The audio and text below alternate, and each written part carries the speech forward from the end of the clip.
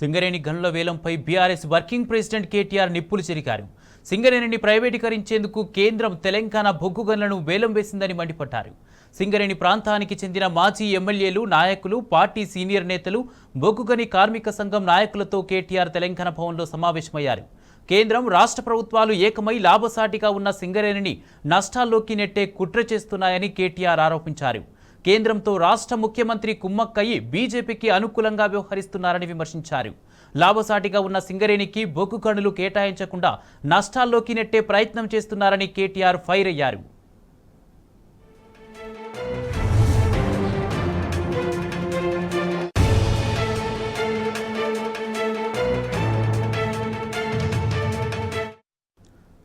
తెలంగాణ ఉద్యమం సందర్భంగా జరిగిన సకల జనుల సమ్మెలో సింగరేణి కార్మికులు నిప్పు కణికల్లా కొట్లాడారని కేటీఆర్ గుర్తు చేశారు. సింగరేణి కార్మికుల సమ్మెను దేశమంతా గుర్తించిందన్నారు. ఆనాడు సమ్మె కాలంలో 5 దక్షిణాది రాష్ట్రాలు కరెంటు లేక అతలాకుతలమయ్యాయని చెప్పారు. బీఆర్ఎస్ అధికారంలో ఉన్న 9.5 ఏళ్ల పాటు సింగరేణి సంస్థ అభివృద్ధి, విస్తరణ కోసం ఏ విధంగా పనిచేశామో ప్రతి సింగరేణి కార్మికుడికి తెలుసన్నారు. కేసీఆర్ సీఎంగా ఉన్నన్ని రోజులు తెలంగాణ బొగ్గు గనులను వేలం వేయకుండా ఆపగలిగారని గుర్తు చేశారు కేటీఆర్. ప్రభుత్వంలోకి వచ్చి 6 నెలలు కాకముందే, కాంగ్రెస్ పార్టీ గెలిచి 2 వారాలు కాకముందే బీజేపీ ఎంపీలు కలిసి తెలంగాణ బొగ్గు గనులను వేలం పెట్టారని కేటీఆర్ మండిపడ్డారు. తెలంగాణ గొంతుక పార్లమెంట్లో లేదన్న భ్రమతోనే కాంగ్రెస్, బీజేపీలు ఈ కుటిల ప్రయత్నం చేస్తున్నాయన్నారు. కానీ సింగరేణి కోసం ఆది నుంచి పోరాటం చేసి సింగరేణిని బలోపేతం చేసిందే బీఆర్ఎస్ అని తేల్చి చెప్పారు. సింగరేణి కష్టాల్లో ఉంటే కార్మికులకు బీఆర్ఎస్ అండగా ఉంటుందన్న విషయం మర్చిపోతున్నారని అన్నారు. ప్రధాన ప్రతిపక్షంగా ఉన్న బీఆర్ఎస్ పార్టీ ఆధ్వర్యంలో సింగరేణిని కాపాడుకుంటామని కేటీఆర్ స్పష్టం చేశారు. ఇదే అంశానికి సంబంధించి పూర్తి డీటెయిల్స్ మా ప్రతినిధి లివిల్ అందిస్తారు.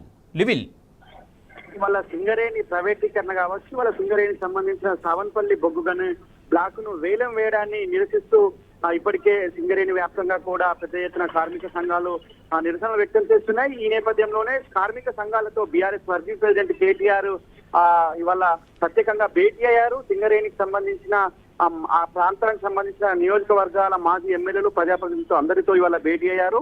రానున్న రోజుల్లో సింగరేణిని ఒకవేళ వేలం వేస్తే, ఇదే కంటిన్యూ చేస్తే ఖచ్చితంగా పోరుబాట పట్టాలని చెప్పేసి కూడా ఈ సందర్భంగా పిలిపించారు. గతంలో 9.5 ఏళ్ల పాటు బీఆర్ఎస్ ప్రభుత్వం ఉంది. సీఎం కేసీఆర్ ఆనాడు ఎన్నడూ కూడా తెలంగాణ సింగరేణిని ప్రైవేటీకరణ చేయకుండా అడ్డుకున్నారని చెప్పేసి కూడా ఈ సందర్భంగా గుర్తు చేశారు. అంతేకాకుండా తెలంగాణ రాష్ట్ర ఏర్పాటులో సింగరేణి పాత్ర కీలకమైందని చెప్పేసి కూడా ఈ సందర్భంగా గుర్తు చేశారు. ఆనాడు తెలంగాణ రాష్ట్ర ఏర్పాటు కోసం సకల జనుల సమ్మె చేస్తే జంగుసైలను ఊది ఆనాడు సింగరేణి కార్మికులంతా సమ్మెకు పిలుపునియడంతో దక్షిణాది రాష్ట్రాలు చీకటిమయమై వెంటనే తెలంగాణ రాష్ట్రం ఏర్పాటు దిశగా అడుగులు వేసిన సంగతిని కూడా ఈ సందర్భంగా గుర్తు చేశారు.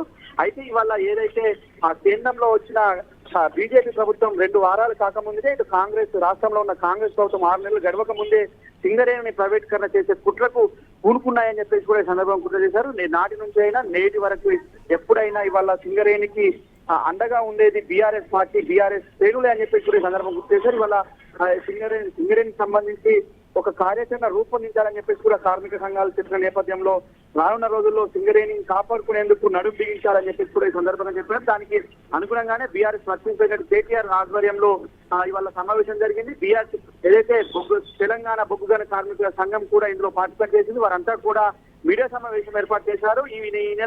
వచ్చే నెల 1న ఏదైతే ఇటు బొగ్గు గని సింగరేణి కోల్ మైన్ల పైన నల్ల బ్యాడ్జ్లతో నిరసన తెలుస్తామని చెప్పారు.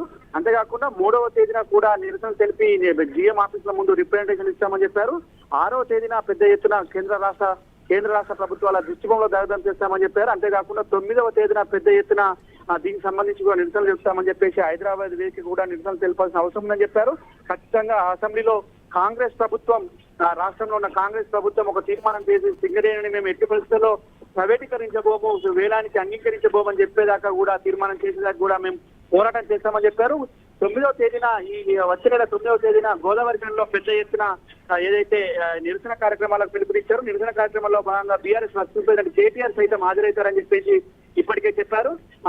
కేటీఆర్ తో పాటు మొత్తం సింగరేణి వ్యాప్తంగా ఉన్న మాజీ ఎమ్మెల్యేలు కూడా ఈ కార్యక్రమానికి హాజరవుతారని చెప్పారు. అంతేకాకుండా ఈ రానున్న అసెంబ్లీ సెషన్ లో ఇక్కడ పట్టుబట్టి తీర్మానం చేస్తామని చెప్పి తీర్మానం చేసే విధంగా నిరసన కార్యక్రమాలు ఉంటాయని చెప్పారు. రానున్న పార్లమెంట్ సెషన్ లో సైతం సింగరేణి ప్రాముఖ్యతను వివరించేందుకు పెద్ద ఎత్తున మేము ఢిల్లీలో సైతం నిరసన కార్యక్రమాలు చేపట్టాం. ఢిల్లీలో జంతర్ మంతర్ వద్ద నిరసన తెలిపి దేశవ్యాప్తంగా సింగరేణి యొక్క గుర్తింపును, సింగరేణి యొక్క ప్రాముఖ్యతను తెలియజేసే విధంగా నిరసన కార్యక్రమాలు చెప్తాం. ఎట్టి పరిస్థితుల్లో కూడా సింగరేణిని వేలం వేయకుండా అడ్డుకుంటాం, సింగరేణిని ప్రైవేటీకరణ చేయమని చెప్పేసి కూడా ఈ సందర్భంగా వారంతా కూడా చెప్పిన పరిస్థితి.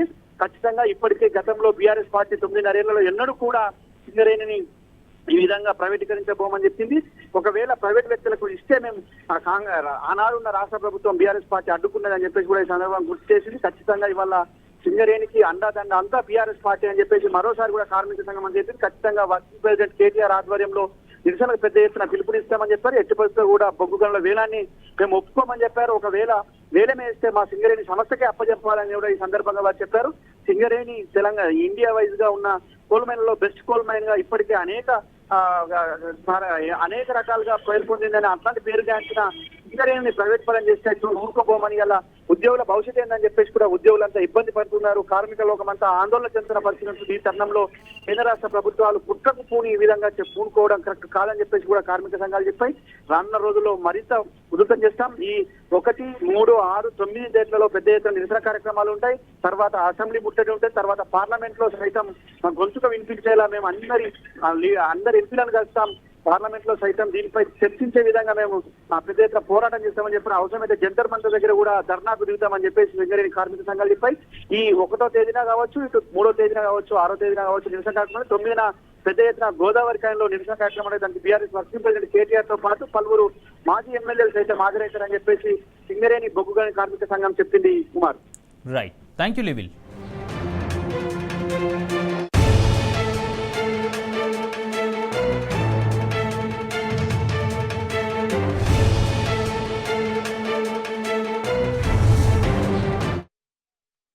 ఎందుకు వస్తున్నది, ఎవల లాభం కోసం, ఎవల కోసం ఇది చేస్తున్నారు అని భారత ప్రభుత్వాన్ని ప్రశ్నించిన ఒకే ఒక్క ముఖ్యమంత్రి ఆనాడు పదవిలో ఉండి కేసీఆర్ మాత్రమే.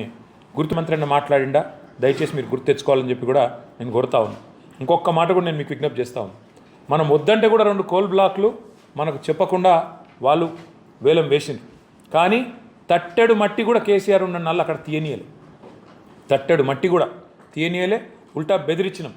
ఎవడైతే తీసుకుంటుండో జాగ్రత్తగా ఉండండి, నష్టాల్లో పోతారు మీరు అనవసరంగా మీరు ప్రభుత్వంతో, ఇక్కడుండే ప్రభుత్వంతో మీరు భిన్నంగా పోతున్నారు, మా వైఖరికి మంచిది కాదు, నష్టపోతారని చెప్పి కూడా ఆ సంస్థలు ఏవైతే కేంద్రంతో కుమ్మక్కై వాళ్ళు ఒప్పందం చేసుకున్నారో వాళ్ళకు కూడా చెప్పినట్టే తట్టెడు మట్టి కూడా తీయనీయకుండా మన నిబద్ధతను ఆచరణలోనే చూపెట్టింది కేసీఆర్ ప్రభుత్వం. ఇంకొక మాట కూడా ఈరోజు కాదు, ఈ 2021వ సంవత్సరంలోనే మొదటిసారి ఆక్షన్ అని చెప్పి ఆగమాగం చేస్తుంటే ఆ రోజే కేసీఆర్ గారు ఒక స్పష్టమైన ఉత్తరం రాసినారు. డిసెంబర్ 8, 2021 ఏమని రాసినారు? మీరు కేంద్ర ప్రభుత్వం ఒరిస్సాలో అక్కడనేమో గనులు డైరెక్ట్గా లిగ్నైట్ కార్పొరేషన్కి ఇచ్చేస్తారు, పబ్లిక్ సెక్టర్ కంపెనీకి. గుజరాత్ మినరల్ డెవలప్మెంట్ కార్పొరేషన్కి డైరెక్ట్గా బొగ్గు గనులు నామినేషన్ మీద కేటాయిస్తారు. అదేవిధంగా గుజరాత్ ఇండస్ట్రియల్ కార్పొరేషన్కు నామినేషన్ మీద ఇస్తారు 2015-16 సంవత్సరంలో. ఒరిస్సాలో ఇస్తారు. అదేవిధంగా తమిళనాడులో అక్కడ ఉండే రాష్ట్ర బీజేపీ అధ్యక్షుడు పరుగున వచ్చి కేంద్ర బొగ్గు గనుల శాఖ మంత్రి ప్రహ్లాద్ జోషిని ఆనాడు మీరు కొన్ని బొగ్గు గనులను మినహాయించాలే అని రిక్వెస్ట్ చేయగానే వాటిని తప్పిస్తారు ఆక్షన్లకు వెళ్ళి. మరి మాకెందుకు అదే పని చేయరు? దక్షిణాదిలోనే అతిపెద్ద కోల్ కంపెనీ సింగరేణి లాభాల బాట నడుస్తున్నది, బ్రహ్మాండంగా ఉన్నది, పబ్లిక్ సెక్టర్ కంపెనీ, ఎక్కువ ఉద్యోగం సృష్టించవచ్చు. ఈ 4 బొగ్గు గనులు కూడా వెంటనే నామినేషన్ మీద సింగరేణికి ఇవ్వండి, ఇంకా ఒక 15-20 వేల ఉద్యోగాలు మేము సృష్టిస్తాం అని చెప్పి కేసీఆర్ గారు ఆనాడు కేంద్ర ప్రభుత్వాన్ని కోరిండు.